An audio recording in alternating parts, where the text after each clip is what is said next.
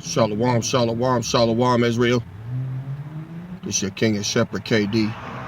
Another message of daily edification brought to you through the Spirit and power of Yahweh Bashem Yahushai. All praises due. We are in the Old Testament book of 2 Samuel. This lesson, David's Folly. This will be lesson number 2. I would like to continue reading.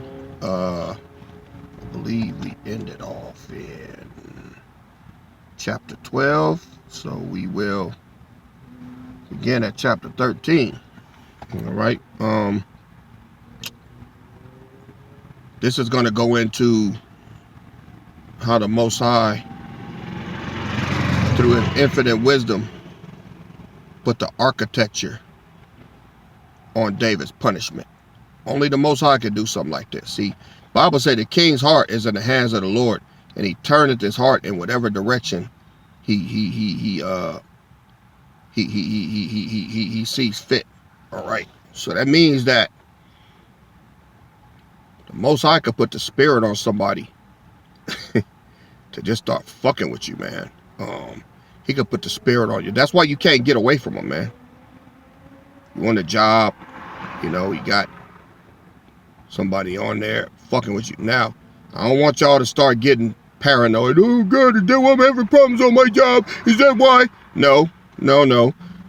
Heathens are just wicked. Sometimes He'll allow them on their own volition to do shit to fuck with you, to build your character. But if you done something especially heinous and funky, and you try to be slick and sneaky, and then you can start looking toward the other way like, damn, that's weird. That person never acted that way before. Let me check my spirit. See? So, you gotta gauge it. When you live righteously, you're gonna have problems because it's gonna naturally attract demons. But when you are claiming to be righteous and do wicked ass shit, then, hey, the Most High got your number, man. And He gonna turn that heat up. He gonna make sure you get double the smoke. All right? Just so you know. And I'm gonna show you. David, the king, man. The king. The Most High no respect of persons. He don't give a... Look. Yeah, I'm His servant. But that's why I say the higher you are, the lower you serve. All right? I'm not finna get caught up out here with my work undone. That's why I push daily. Right? And I do it because I'm a servant, man. I do it because I enjoy working for the Most High. I enjoy being in His employ. He could have picked anybody. He had to pick my ass. But He did. And the only way I could show Him my faithfulness is to live right and do what He tell me to do through His word and through His scriptures. Fuck feelings. Fuck who don't like it. There's a lot of people, man, that have come through here and they judge me on this, judge me, oh man, well you could have did. No, fuck all that and fuck you too. Right? Ain't getting me caught up. Listen to your ass. You can leave. That's why I say that. I done read the scripture. See, I took a little time to read about David when the Most High said, you're that man. I'm like, oh shit. Well, now that I can't shovel this off on nobody else coming here, then I got to make sure that I do this right. Have I made some mistakes? I have, but nothing worth me getting punished for. And I went back and I apologized. And I took accountability. And I will always do that. If I step on somebody or I feel like I've been, then, and my spirit get convicted, I'm going to go to, hey, did I talk to you? You dig what I'm saying? I'm not above that at all. Ain't going to be no excuses either. First of all, I did it and I was wrong. That's all. That's all. And I'll do everything in my power to make sure it never happens again. Can't say I won't mess up on something else, but we won't be down this same street. You know what I mean? Can you forgive me? That's all. That's all. All right? We all in captivity right now. I'm not perfect, But my thing is, for those of you that know you wrong, and you want to stand on it, then you want to continue to suffer your judgment. All right. Now, Let's go to 2 Samuel chapter 13. All right. This is why the scripture says that if we confess our sins, he is faithful and just and able to cleanse us of all unrighteousness.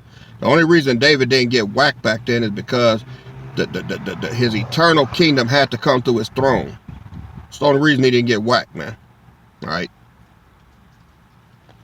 2 Samuel chapter 13, verse 1. And it came to pass after this that Absalom, the son of David, had a fair sister whose name was Tamar. And Amnon, the son of David, loved her. All right. And Amnon was so vexed that he fell sick for his sister. See, the Most High put that spirit on him to lust after his own sister, man. Right? That he fell sick for his sister Tamar, for she was a virgin, and Amnon thought it hard for him to do anything to her.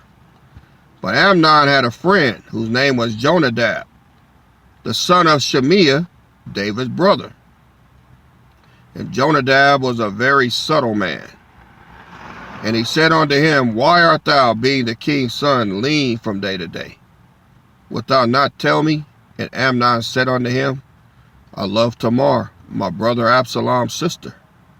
And Jonadab said unto him, Lay thee down on thy bed, and make thyself sick. And when thy father cometh to see thee, say unto him, I pray thee, let my sister Tamar come in, and give me meat, and dress the meat in my sight, that I may see it, and eat it at her hand. But do y'all see the conspiring that goes on, man? The underhanded shit. And Israelites, same way. Same way. Verse 6. So Ammon lay down and made himself sick. And when the king was come to see him, Amnon said unto the king, I pray thee, let Tamar, my sister, come, and make me a couple of cakes in my sight, that I may eat it at her hand. Now David ain't thinking nothing of it. He's like, oh, that's cool. Then David sent home to Tamar, saying, Go now to thy brother Amnon's house, and dress him meat. So Tamar went to her brother Amnon's house, and he was laid down, and she took flour and kneaded it, and made cakes in his sight, and did bake cakes. See, that's how the women was back then. All right? They were obedient, and they served their men. It wasn't none of this, I'm tired, I don't feel like going over there. See, she just went. King commanded, she went. Simple. Verse 9. And she took a pan and poured them out before him, but he refused to eat. And Amnon said, Have out all men from me. And they went out, every man from him. Like, all y'all get out the room. He's finna run his bullshit. Verse 10. And Amnon said unto Tamar, Bring the meat into the chamber, that I may eat of thy hand. And Tamar took the cakes which she had made, and brought them into the chamber to Amnon her brother. No problem. She's like, you want me up there? I'll go up there. See, they was able to trust us back then, and they're going to be able to trust us again. All right. Verse 13. No salat. Verse 11. And when she had brought them unto him to eat, he took hold of her and said unto her, Come lie with me, my sister. And she answered him, No, my brother, do not force me, for no such thing ought to be done in Israel.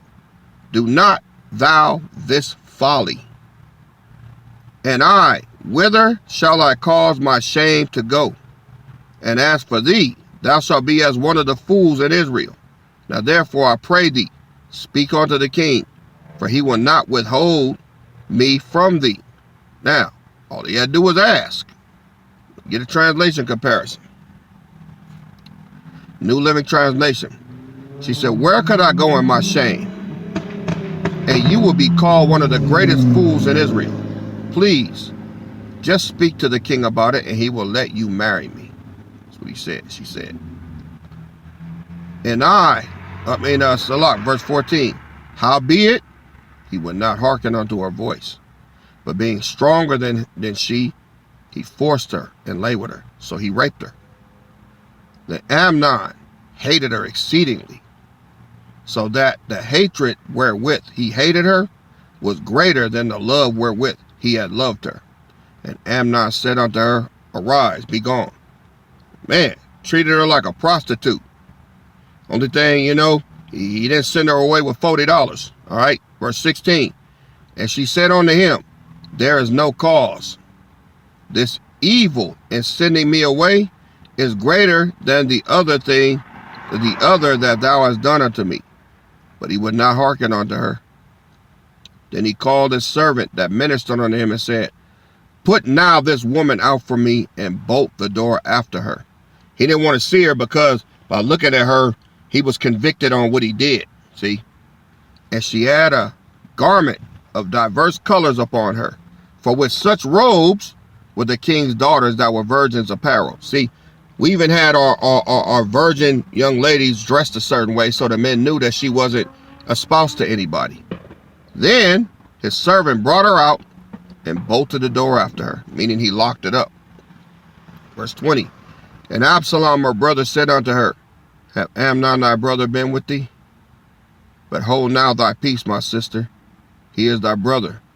Regard not this thing. So Tamar remained desolate in her brother Absalom's house. Couldn't marry now. You know what I mean? She just had to sit there because he defiled her. But when King David heard of all these things, he was very wroth. And Absalom spake unto his brother Amnon, neither good nor bad, for Absalom hated Amnon, because he had forced his sister Tamar.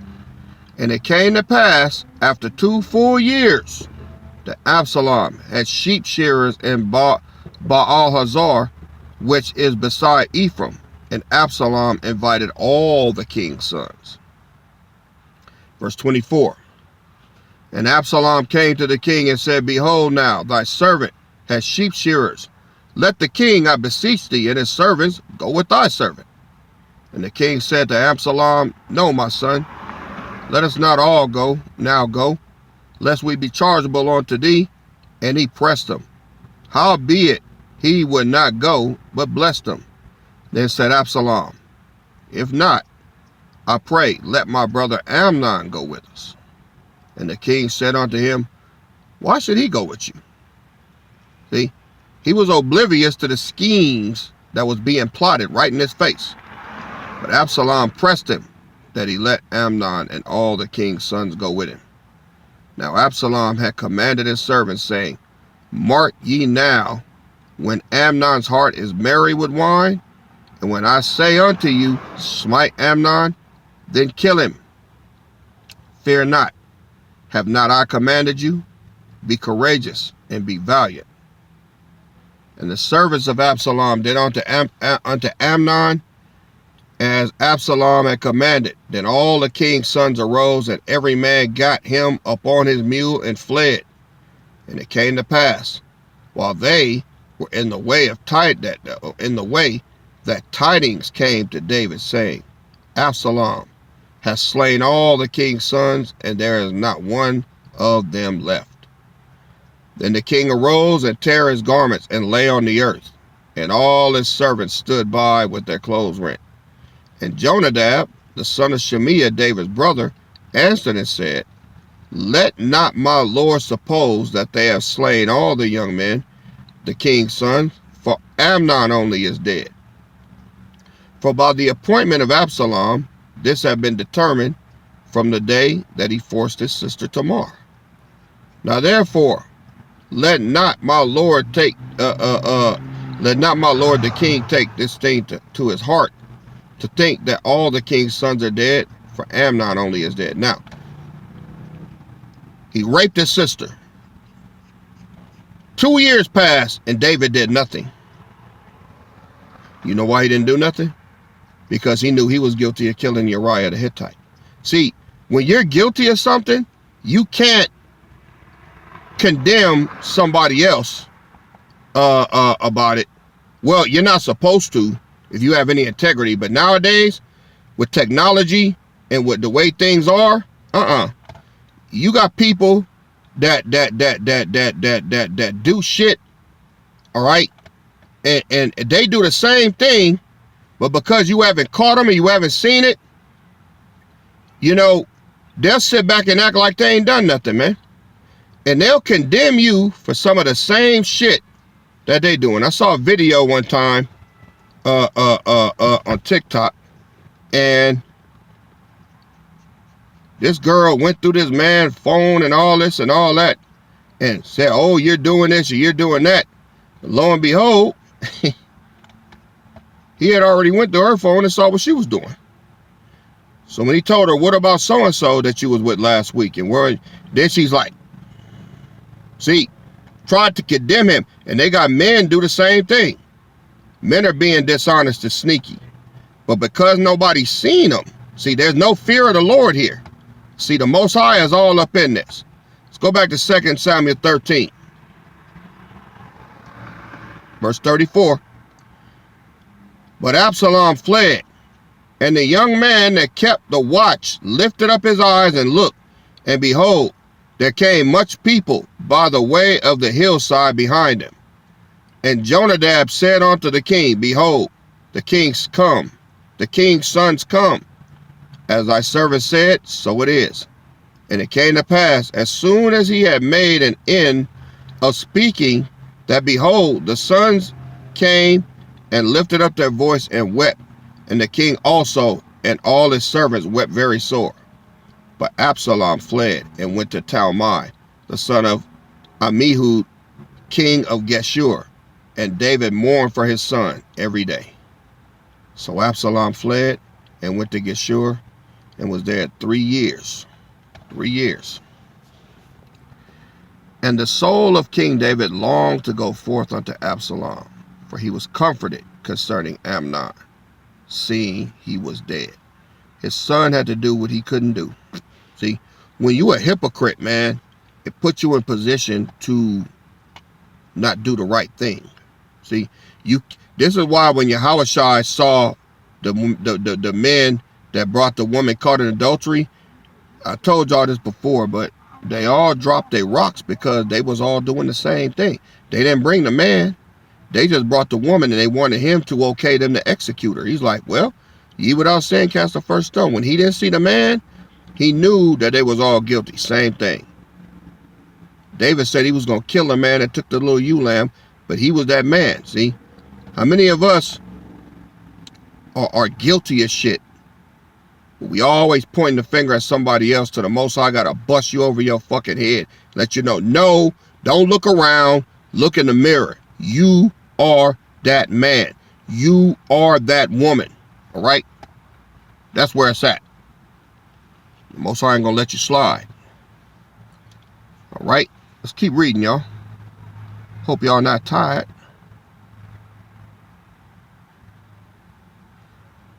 Second Samuel chapter 14, starting at verse 1. Now Joab, the son of Zeruiah, perceived that the king's heart was toward Absalom. And Joab sent to Tekoa, and fetched thence a wise woman, and said unto her, I pray thee, feign yourself to be a mourner, and put on now mourning apparel, and anoint not yourself with oil, but be as a woman that have had a long time mourning for the dead. And come to the king and speak on this manner unto him. So Joab put the words in her mouth, meaning he told her what to say. Verse 4. And when the woman of Tekoa spake to the king, she fell on her face to the ground, and did obeisance, and said, Help, O king. The king said unto her, What aileth thee? And she answered, I am indeed a widow woman, and my husband is dead. And thy handmaid had 2 sons, and they two strove together in the field. And there was none to part them, but the one smote the other and slew him. And behold, the whole family is risen against thy handmaid. And they said, Deliver him that smote his brother, that we may kill him, for the life of his brother whom he slew, and we will destroy the heir also. And so they shall quench my coal which is left, and shall not leave to my husband neither name nor remainder upon the earth. And the king said unto the woman, Go to your house, and I will give charge concerning you. And the woman of Tekoa said unto the king, My lord king, the iniquity be on me and on my father's house. And the king, his throne, be guiltless. And the king said, Whosoever saith aught unto thee, bring him to me, and he shall not touch thee any more. Then said she, I pray thee, let the king remember the Lord thy power, that thou wouldest not allow the revenge of the blood to destroy any more, lest they destroy my son. And he said, As the Lord liveth, there shall not one hair of thy son fall up on the earth. So it was working. Verse 12. Then the woman said, Let thy handmaid, I pray thee, speak one word unto my lord the king. And he said, Say on. And the woman said, Wherefore then hast thou thought such a thing against the people of power? For the king doth speak this thing as one which is faulty, in that the king does not fetch home again his banished. For we must needs die, and are as water spilt on the ground, which cannot be gathered up again. Neither doth power respect any person, yet doth he advise means that his banished be not expelled from him. You get a translation comparison.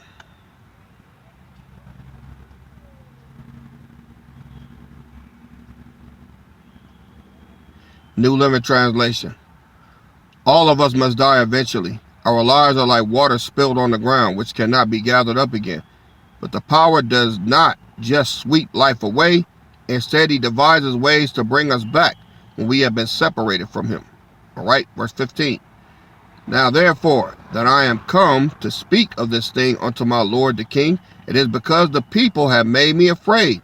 And thy handmaid said, I will now speak unto the king. It may be that the king will perform the request of his handmaid. For the king will hear to deliver his handmaid out of the hand of the man that would destroy me and my son together out of the inheritance of the power. Then thy handmaid said, The word of my lord the king shall now be comfortable. For as an angel of power, so is my lord the king to discern good and bad. Therefore the Lord thy power will be with thee. Then the king answered and said unto the woman, Hide not from me, I pray thee, the thing that I shall ask thee. And the woman said, Let my lord the king now speak. He said, Don't lie to me, woman. Verse 19. And the king said, Is not the hand of Joab with thee in all this?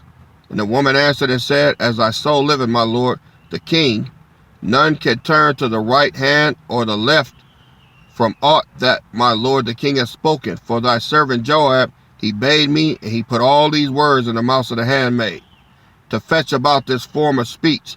Have thy servant Joab done this thing? And my lord is wise, according to the wisdom of an angel of the power, to know all things that are in the earth. And the king said unto Joab, Behold, I have done this thing. Go therefore, bring the young man Absalom again. And Joab fell to the ground on his face and bowed himself and thanked the king. And Joab said, Today thy servant knoweth that I have found grace in thy sight, my lord, O king, and that the king hath fulfilled the request of his servant. See, Joab got caught up. And the woman couldn't lie. She had to tell him, Yeah, Joab put me up to this, man. King saw through all that bullshit. 23. So Joab arose and went to Geshur and brought Absalom to Jerusalem. And the king said, Let him turn to his own house, and let him not see my face. So Absalom returned to his own house and saw not the king's face. So when he got back, David, his father, didn't even look at him. But in all Israel, there was none to be so much praised as Absalom for his beauty. From the sole of his foot even to the crown of his head, there was no blemish on him. And when he polled his head, for it was at every year's end that he polled it, meaning he cut his hair off every year, because the hair was heavy on him. Therefore he polled it, he weighed the hair of his head at 200 shekels after the king's weight. So Absalom had 5 pounds of hair on his head. Man. And unto Absalom there were born 3 sons and 1 daughter, whose name was Tamar. She was a woman of a fair countenance. So Absalom dwelt 2 full years in Jerusalem, and saw not the king's face. He in the city for 2 years, and never saw David's face, man. Therefore Absalom sent for Joab, to have him sent to the king. But he would not come to him. And when he sent again the second time, he would not come. See, when you do some dirty shit, you can't face nobody, man. Verse 30. Therefore he said unto his servant, see, Joab's field is near mine, and he had barley there. Go and set it on fire. And Absalom's servant set the field on fire. Then Joab rose and came to Absalom unto his house and said unto him, wherefore have thy servants set my field on fire? So Absalom knew how to get Joab's attention because he was ignoring him. So he like, burn this shit up, man. So Absalom had to come to him.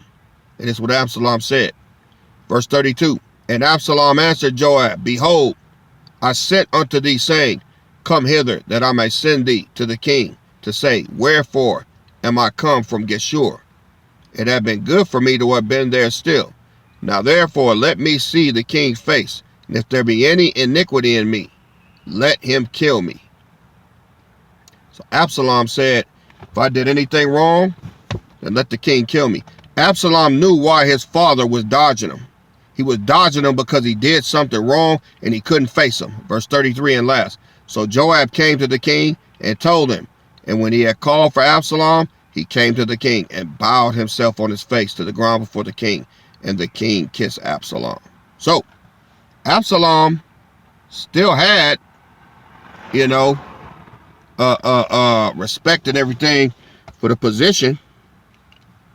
He bowed to him and everything, but David was still wrong, man. See, what happens when you do something, especially against the Most High, you do some sneaky, underhand, dirty nigga shit, you get convicted. Well, you should get convicted. Some people don't. And those are the most dangerous ones that call themselves believers, but they don't get convicted. Knowing they fucking up, they make excuses. See? David couldn't face him. He couldn't face Absalom because Absalom did what he should have did, but didn't do. And David, knowing full well he could not put Amnon to death for raping his daughter, because David, in a sense, raped Uriah the Hittite's wife. He forced her to lay with him because he used his position, all right, to lay with her, got her pregnant, tried to hide the pregnancy by having the man executed on the battlefield to make it look like an accident. Then he took her to wife so that it wouldn't look suspicious. But the Most High seen. Listen, y'all. The Most High sees through all of the plots and schemes and everything that we do. Know that. And in the kingdom, don't think you're going to be getting away with nothing. Do what's right. Do what's just, and you'll never have a problem. See, the only thing that makes this life living hard is when you want to be a fuck up, when you want to be a liar, when you want to be insincere, when you want to be sneaky, because you want to do something that you know goes against what the Most High has said. See, let me tell y'all something, man. Most High not playing. Okay, he getting ready. These heathens getting ready to get it, man, and they scared as hell, and they should be. The slain of the Lord shall be many. What gave me the idea to do this lesson? Well, number one, I want all of us to know how important it is to live a righteous life and to do what's right. Number two, I want us to know that if we don't do that, the Most High is watching. All right? And if he was watching back then, you know he's watching now. I am the Lord, I change not. All right? He doesn't change, man. He's always up there looking. Got angels bringing them back reports. And wherever you at and whatever you doing, he sees you. And look how long it took, man. 2 years here, 3 years there. They were just sitting there going on like ain't nothing happened. Right? But the Most High was like, nah. See, what does the scripture say? Because sentence against an evil work is not handled expediently, it is therefore set in the hearts of men to continue to do wickedly. See, David didn't fess up. He just went on like nothing happened. But the Most High is setting him up right now for the big fall. All right. He said 25 years. Well, no, he said the sword shall never leave your house. But I think it came out to about 25 years that David continued to suffer. All right. So, and he knew better. Stop doing dumbass shit and you know better. Right? You're not going to get away with it. Okay? So, I want to give all praise to Yahweh B'Shem Mashiach Yahushai. This will end lesson number 2 of David's Folly. Prepare for lesson number 3. KD out. Shalom.